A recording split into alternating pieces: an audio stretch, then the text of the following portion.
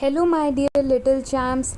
How are you all? Welcome to another session on your own channel, Learn and Grow Better. Kindly show your love. Please like, share, and subscribe the channel, and don't forget to hit the bell icon so that you never miss any video. Let's get started. As you already know, हम कर रहे थे class 7 science chapter 4, that is heat, and today's topic is uses heat conductor and heat insulator. As you already know, previous video में हमने conductors and insulators के बारे में समझा था. जो अपने में से हीट को अलाउ करें उन्हें हम कंडक्टर्स कहते हैं, जो अपने में से हीट को अलाउ ना करें उन्हें हम इंसुलेटर्स कहते हैं. विद एग्जांपल हमने डिटेल में डिस्कस किया था. अगर अभी तक आपने प्रीवियस वीडियो चेकआउट नहीं की तो जल्दी से जाइए, पहले उस वीडियो को देखिए. देन आज का टॉपिक फिर हमारा है यूसेस पर. तो अगर आपको वो प्रीवियस टॉपिक क्लियर होगा तभी आप यूसेस को अच्छे से समझ पाएंगे. तो लेट्स गेट स्टार्टेड. अब हम देखेंगे uses of good conductors and poor conductor of heat. कुछ यूसेस हम देखेंगे. तो अब देखो ज़रा, अगर ये फ्राइंग पैन की बात करें तो ये पैन जो होता है वो मेटल का बना हुआ होता है. मेटल का पैन है, इट मीन्स ये क्या है, हीट को अलाउ करेगा. तभी पैन जो है, जब भी हम फूड वगैरह कुछ खाना बनाते हैं तो ये पैन क्या होता है, हीट की वजह से गर्म होता है और हीट की वजह से टेम्परेचर इंक्रीज करता है.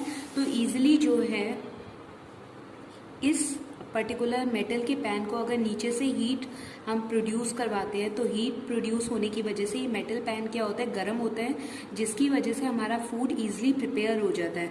अब ये देखो, अगर ये एरिया पूरा गर्म हो गया है तो क्या होगा, धीरे धीरे यहाँ इस पर्टिकुलर मेटल पैन के जो पार्टिकल्स हैं वो हीट को क्या करेंगे, ट्रांसफ़र करेंगे इस रॉड पर भी.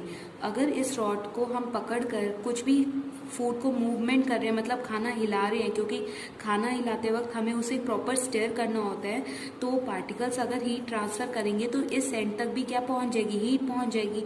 तो हम इस पर्टिकुलर रॉड से इस पैन को नहीं हिला पाएंगे क्योंकि वो पर्टिकुलर ह्यूमन बॉडी उसे होल्ड ही नहीं कर पाएगा, ये इतना गर्म हो जाएगा. तो यहाँ पर गुड कंडक्टर और पुअर कंडक्टर का यूज़ किया गया. ये एज अ मेटल जो है वो गुड कंडक्टर है, जिसकी वजह से वो जल्दी गर्म होगा और हमारा खाना बहुत फास्ट बनेगा. पर ये जो रॉड है वो गुड कंडक्टर की ना बनाकर किसकी बनी हुई है, प्लास्टिक हैंडल की बनी हुई है. और ये प्लास्टिक हैंडल क्या होता है, पुअर कंडक्टर ऑफ हीट होता है, जिसकी वजह से गर्म फ्राई पैन होने के बाद भी हम इसे इजीली इस पर्टिकुलर रॉड से होल्ड कर पाते हैं. या तो ये वुड का हो सकता है, जो कोई भी ऐसा पुअर कंडक्टर जिसकी वजह से हम इसे होल्ड कर पाते हैं. क्लियर है? So it is easy to lift the hot cooking utensil. तो हॉट कुकिंग यूटेंसिल को ईजिली हम लिफ्ट कर पाते safely from its hand.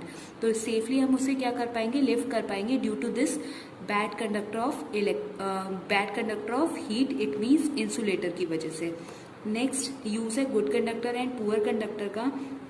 Mercury metal is use in making thermometer because it is a good conductor of heat.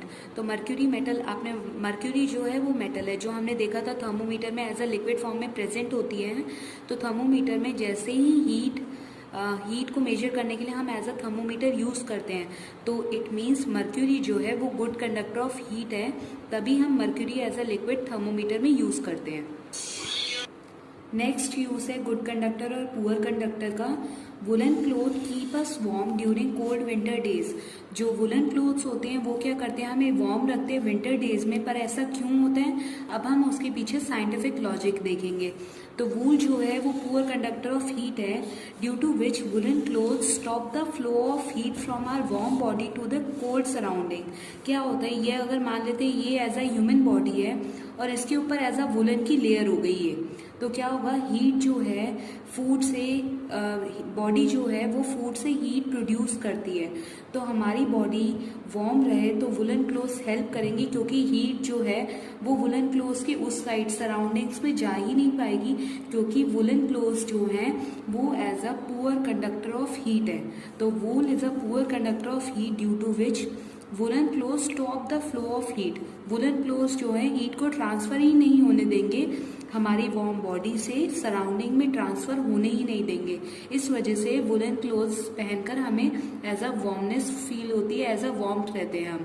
और एक और reason है, the air trapped in fiber of woolen clothes also stops the flow of heat from our warm body to the cold surrounding.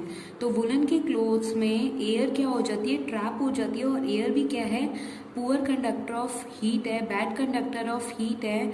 तो वो भी क्या करता है, हमारी बॉडी की जो वार्मनेस है वो उसे सराउंडिंग में ना जाए, ये हेल्प करता है। तो वुलन क्लोथ्स एयर को ट्रैप कर लेते हैं। और एज अ वूल भी क्या है, एज अ वुलन क्लोथ भी क्या है, पुअर कंडक्टर ऑफ हीट है, जिसकी वजह से हमारी बॉडी वार्म रहती है क्योंकि हीट ट्रांसफर नहीं हो पाती। तो क्लियर है। नेक्स्ट पॉइंट है, नेक्स्ट हमारा यूज हो गया, the feather of birds keep the warm and cold weather due to air trapped in them.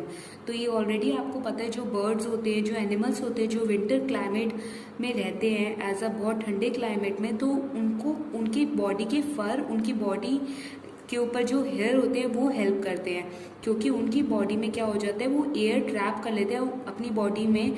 जो उनका फर है वो क्या कर लेता है, एयर ट्रैप कर लेता है। और एयर जो है वो as a poor conductor of heat है, जिसकी वजह से उनकी बॉडी की हीट जो है वो सराउंडिंग में नहीं जा पाती और वो एज अ वार्म फील करते हैं विंटर क्लाइमेट में भी, एज अ कोल्ड क्लाइमेट में भी। अब एक और पर्टिकुलर क्वेश्चन पूछा जाता है, और ये वन ऑफ द यूज है good conductor and poor conductor का, कि अगर आपको कोई बोले कि आपको एक थिक वुलन ब्लैंकेट दिया जाए और 2 थिन वुलन ब्लैंकेट दिए जाए, यहाँ पर एक थिक बहुत मोटा वुलन ब्लैंकेट दिया जा रहा है, पर यहाँ पर जो है ब्लैंकेट जो है वो पतला है पर 2 दिए जा रहे हैं। तो आप कौन सा प्रेफर करोगे एज अ कोल्ड क्लाइमेट के लिए, कौन सा प्रेफर करोगे? तो आपको ध्यान रखना है, 2 थिन वुलन ब्लैंकेट आप यूज़ करना प्रेफर करोगे। ऐसा क्यों? क्योंकि आपको पता है वूल दोनों में ही क्या है, wool as a particular cloth use कर रहे हैं, तो वूल जो है वो बैड कंडक्टर ऑफ हीट है, पुअर कंडक्टर ऑफ हीट है। तो वो जो वूल एज अ फैब्रिक हम यूज़ कर रहे हैं, हमने अभी पढ़ा, ये as a poor conductor of heat है, जिसकी वजह से बॉडी की जो वार्मनेस है वो सराउंडिंग में नहीं जा पाएगी।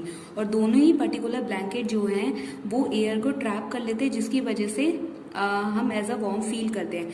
पर इसमें जो एयर जो है वो हीट को ट्रैप करने में हेल्प करती है, पर यहाँ पर जो है एयर की लेयर और ज़्यादा हो जाती है।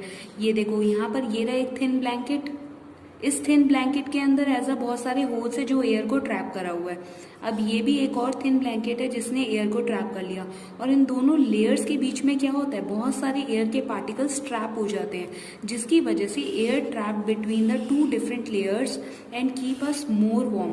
तो अगर हम 2 थिन वुलन ब्लैंकेट यूज करते हैं तो इससे हम ज्यादा वार्म फील करेंगे एज अ कोल्ड क्लाइमेट में। ऐसा क्यों? क्योंकि यहाँ पर एयर जो है उनकी लेयर्स के बीच में भी ट्रैप हो जाती है, और एयर ट्रैप होने की वजह से वो एज अ पुअर कंडक्टर है, तो वो हीट को सराउंडिंग्स में अलाउ ही नहीं करती, सराउंडिंग्स में ट्रांसफर ही नहीं करती, जिसकी वजह से हम मोर वार्म फील करेंगे अगर हम 2 थिन वुलन ब्लैंकेट ले रहे हैं तो।